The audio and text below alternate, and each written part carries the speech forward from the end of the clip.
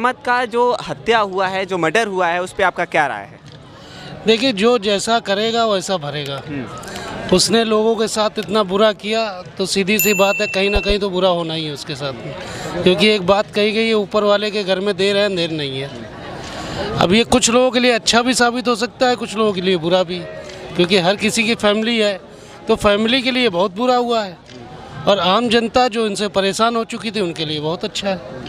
और कई फैमिली वाले ऐसे थे जिनके घर के लोगों को अतीक अहमद ने प्रताड़ित किया था, परेशान किया था, मौत के घाट उतार दिया, उनके लिए तो सही ही हुआ। बिल्कुल, उनके लिए तो ये एक तरह से रावण का वध हो गया। रावण का वध हो गया, बिल्कुल।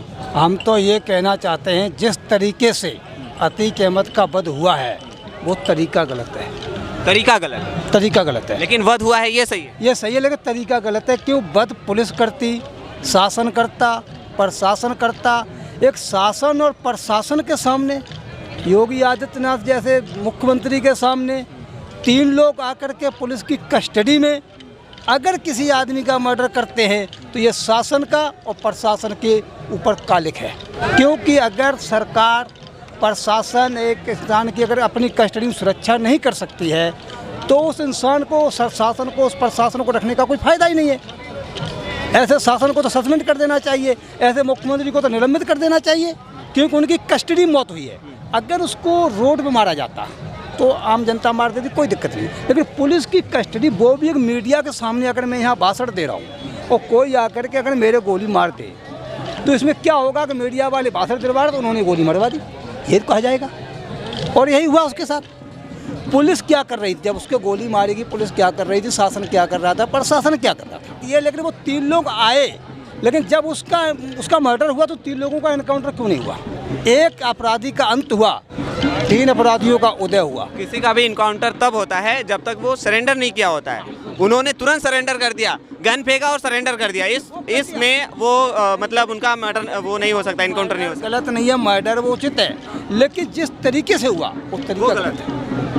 आज पुलिस कस्टडी में मर्डर हुआ, ये गलत है। पुलिस करती, अगर वो पुलिस कस्टडी भागता, पुलिस मारती, जैसे विकास दुबे की गाड़ी पलटी, उस तरीके अतीक अहमद की गाड़ी पलट देते। मेरा एक मानना ये भी है कि एक इतना बड़ा माफिया डॉन था, उसको सामने से मारना तो किसी के बस की बात नहीं थी। अब रामचंद्री ने भी बाली को मारा था तो पीछे से मारा था। तो मेन चीज़ यही है कि एक इतना बड़ा जो आतंक का अध्याय है, इसको ख़त्म करने के लिए कहीं ना कहीं सहारा तो लेना ही पड़ेगा। 60 समाचारित नीति है, वो इतना आतंक 40 साल से फैला था, तब क्या सपा बसपा वाले मुख्यमंत्री नहीं जानते थे? टार्चर रूम बना के लोगों को काट काट के फेंक देता था। तो अच्छा, ये जो हत्या हुई है इसका वो सही तरीका सही है? सही तरीका नहीं सही है थोड़ी देर के लिए, लेकिन मारना एकदम उचित है। मारना उचित ऐसे लोगों का जो 40 साल से आतंक फैलाए थे। किसी डीएम का, एसपी का, कलेक्टर का, सबका बयान आ रहा है, जेलर का आ रहा है कि किसी की हिम्मत नहीं थी बोलने की। तब ये सपा बसपा के लोग अगर होंगे, ये लोग रावण का वध करना है तो किसी ना किसी को तो राम बनना ही पड़ेगा, क्योंकि आतंक का एक अध्याय खत्म करना पड़ेगा। अगर 100 हत्याएं कोई हुआ तो छल किया गया था। हाँ, बाली को मारने में छल किया ना। मारने के लिए श्री राम ने भगवान का रूप थे, लेकिन बाली को मारा, छल से मारा, क्योंकि वो जानते थे कि सामने से हम नहीं मार सकते। अतीक अहमद का जिस तरह से हत्या हुआ, मर्डर हुआ, वो सही था या गलत था? देखिए, अब इसको देखिए, जिस तरीके से हुआ वो तो गलत है। ये हम क्या, पूरा देश कह रहा है, जिस तरीके से हुआ वो गलत है। इसके लिए संविधान बना है, कानून बना है, उसके लिए ये होना चाहिए, ना कि बीच कानून के सामने संविधान का उल्लंघन करते हुए आप किसी का मर्डर कर दें, किसी की हत्या कर दें। तो ये हमें जहाँ तक लगता है, हमारी सोच और सबकी सोच के अनुसार ये गलत है, सीधी सी बात है। ये एक सवाल था। दूसरा सवाल हमारा ये है कि अतीक अहमद का हत्या हो गया, ये सही अच्छा हुआ या गलत हुआ?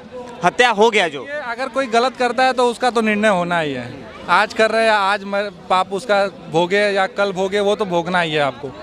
कई लोग इसको जो है, कई लोग उसके समर्थन में लोग आने लगे हैं आज।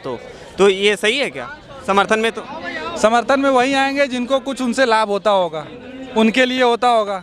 हम कह रहे हैं कोई मेरे लिए सही है और किसी अनदर के लिए, उसके लिए गलत कर रहा है किसी के साथ, तो सही थोड़ी है वो। शहीद का दर्जा देना सही है अतीक अहमद को? बिल्कुल नहीं, बिल्कुल नहीं, क्योंकि वो मेरे लिए सही है। चाहे लोगों की हत्या करवा रहा है या गलत कर रहा है, तो उसके लिए, सबके लिए गलत सही होना चाहिए ना वो चीज़। एक दूसरे के लिए, 1-2 लोग के लिए सही होना सही थोड़ी है वो। उत्तर प्रदेश के अंदर चाहे मुख्यमंत्री अखिलेश जी हों, चाहे मायावती जी हों, चाहे हमारे महाराज जी हों, उत्तर प्रदेश का आतंक ना किसी से ख़त्म हुआ और ना किसी से ख़त्म होगा। आपको क्या लगता है? बीजेपी है अभी तो। इस तरह के लोग रहेंगे शासन में तो कभी जीवन में खत्म नहीं होगी, और योगी जैसे रहेंगे तो खत्म हो जाएगा। लेकिन योगी जी कह रहे हैं नस्त नाबूद कर देंगे, मिट्टी में मिला देंगे। ब्रजेश सिंह की बात कर रहे हैं। ब्रजेश सिंह का यही सब अपहरण लूट पैसा लेता था, वसूलता है। वो अपना व्यापार किया है, कोल में किया है, माइन में किया है, उड़ीसा में किया है। हाँ, चुन्नू सिंह, मुन्नू सिंह, राजा भैया ब्रजभूषण सिंह, कीर्तिवर्धन सिंह, धनंजय सिंह, योगी आदित्यनाथ, आपको मैं कितने नाम गिनाऊं, कुलदीप सेंगर, उनका दूसरे तरह का माफियागिरी है। मैं 100 नाम गिना सकता हूं जिन पर 200 मुकदमे हैं। योगी आदित्यनाथ के ऊपर भी? योगी आदित्यनाथ 53 मुकदमे थे। ये कौन से दूध को जले हैं? उनके लोग सताने का मुकदमा है। 8 मुकदमे मर्डर के थे। मर्डर के 8 योगी आदित्यनाथ के ऊपर। और क्या है? इतिहास उठा के देखो ना इनका।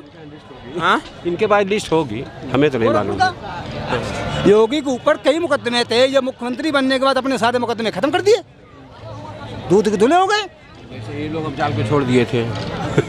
ये लोग माफ कर दिए थे सत्ता में आने पर। अपने मुकदमे वापस किए, राजा भैया के मुकदमे वापस किए। किसके नहीं किए लोगों ने? अपनी जाति के किसी भी गुंडा को कोई भी पार्टी का नेता नहीं मारना चाहता है, सीधी बात है। दुबे तो क्यों मारा? कौन मारता? अगर दुबे नहीं मारा जाता, वह बीजेपी का इकट्ठा चिट्ठा खुलने वाला था।